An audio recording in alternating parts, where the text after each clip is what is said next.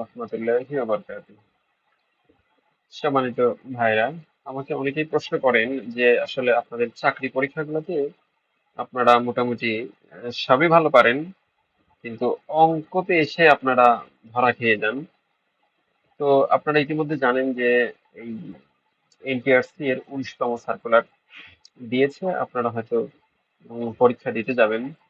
তো আমি খুব একদম ইজি মেথড থেকে শুরু করে আস্তে আস্তে আস্তে আস্তে আপনাদেরকে ডিপেস্ট গণিতগুলোর দিকে একটু নিয়ে যাব, খুব সহজ পদ্ধতিতে। আপনারা যদি প্রতিটা ক্লাস আমার দেখেন, তাহলে আপনাদের কাছে এই অঙ্কে ভালো একটা মার্কস করাটা খুব সহজ হবে। বিশেষ করে আমি দুইবার এই পরীক্ষা দিয়েছি, আমার জন্য চাকরি পরীক্ষা এই দুটাই দিয়েছি, অন্য কোনো চাকরির পরীক্ষা আমি দিইনি। সেটা ছিল 16তম আর হচ্ছে 18তম। আমি দুটাইতেই টিকেছি, এবং তার 16তম দিয়ে তো আমি লেকচারার হিসেবে জব করছি। তো আপনারা একটু চেষ্টা করলে পরে আপনারাও পারবেন। অর্থাৎ আমার এই চান্স পাওয়ার পিছনে মূল বিষয়টা ছিল হচ্ছে গণিত আর ইংরেজি। এই দুইটা জিনিসের বেসিক ভালো থাকলে পরে মোটামুটি অন্যগুলা সাধারণ জ্ঞান সবাই মোটামুটি পারে। আর এই দুই জায়গায় যদি আপনি একটু ভালো করতে পারেন, তাহলে আপনি ইনশাল্লাহ আশা করা যায় চান্স পাবেন।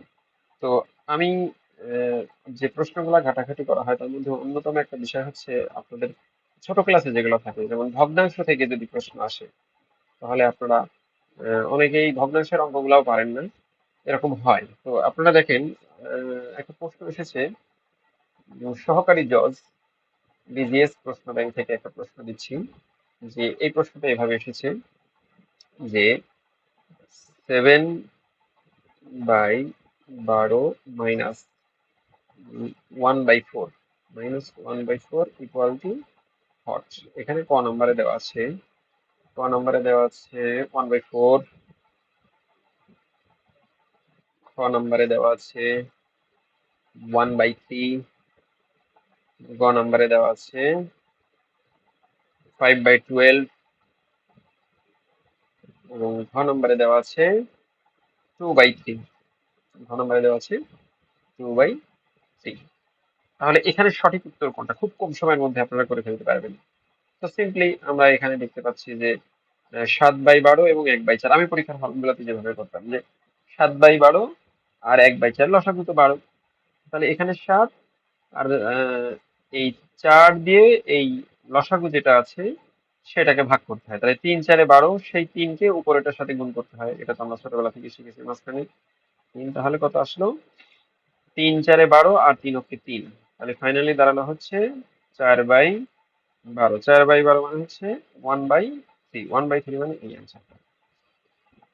তো এই যে ভগ্নাংশের যোগ বিয়োগটা করা, এইখানে মোটামুটি তিনটা রুলস আমি ছোটদেরকে যখন বলি যে যাদেরকে এই বেসিকটুকু নাই, যাদের গণিতের, তাদের আসলে বড় ক্লাসে উঠে বীজগণিত করতে গেলেও তো এগুলো লাগবে। তো সেক্ষেত্রে এই জিনিসটা একটু শেখা দরকার। দেখেন ভাই, যখন একাধিক ভগ্নাংশ থাকবে, মনে করেন 7/12 আছে, -1/4 আছে, এরকম একটা অঙ্ক আছে, প্রথমেই আপনাদের কাজ হচ্ছে 1 নাম্বার স্টেপ, হরগুলোর লসাগু।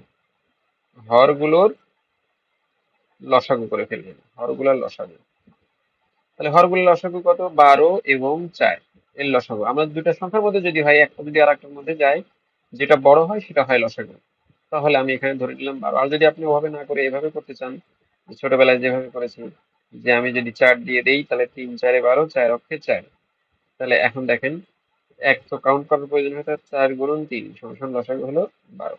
তাহলে সর্বপ্রথম স্টেপ হচ্ছে আমি লসাগুটা লিখে ফেললাম। এবার আসেন 2 নম্বর প্রসেসটা কি। 2 নম্বর প্রসেসটা হচ্ছে প্রথম হর দিয়ে এই প্রথম হর দিয়ে কাকে ভাগ করতে হবে? লসাগুকে। উল্টা হলো, যদিও লসাগুটাই আগে হবে, প্রথম হরটা পরে হবে। অর্থাৎ লসাগু ভাগ প্রথম হর, এটা 2 নম্বর স্টেপ। তার মানে লসাগু কত আছে? 12। প্রথম হর কত আছে? 12। 12কে 12 দিয়ে ভাগ করলে 1। এরপরে 3 নম্বর পজিশন হচ্ছে ভাগফল গুণন প্রথম লব। ভাগফল গুণন প্রথম লব। তাহলে ভাগফল কত হলো? 1। 1-এর সাথে 7 গুণ করে 7 অক্ষে এই যে 7 লিখেছিলাম। ওকে। তারপরে মাইনাস চিহ্ন আছে, এখানে মাইনাস চিহ্ন দিয়েছি। সেম ভাবে এই প্রসেসটাকে আবার অ্যাপ্লাই করে এটা শুধু একবার, প্রথম ধাপটা একবারই করতে হয়। পরে এই 2 নাম্বার 2 আর 3 ধাপটা এটা বারবার রিপিট হয়। তাহলে এখন আমাদের দ্বিতীয় অংশটুকু, অর্থাৎ তাহলে আমাদের দ্বিতীয় হর দিকে তাকাতে হবে। দ্বিতীয় হর আছে কত? দ্বিতীয় হর আছে হচ্ছে আমার 4। তাহলে 4 দিয়ে আমি এই অর্থাৎ 12 কে ভাগ করব 4 দিয়ে, তাহলে আসবে কত? 3। সেই 3 ভাগফল হলো 3, সেই 3 দিয়ে প্রথম লব, তাহলে এবার দ্বিতীয় লব কত আছে? দ্বিতীয় লব আছে 1। তাহলে 3 এর সাথে এই 1 গুণ করে 3। এরপর সিম্পলি হিসাব, নিচে 12 12ই আছে, উপরে 4, এটাকে আবার কাটাকাটি করলে 1/4, এই জন্য ফাইনালি অ্যান্সার 3 হবে।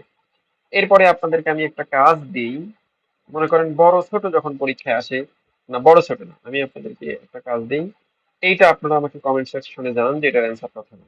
1/4 মাইনাস 1/3 যোগ 1/4/7, এইটার অ্যান্সার কত হবে আমাকে একটু জানান।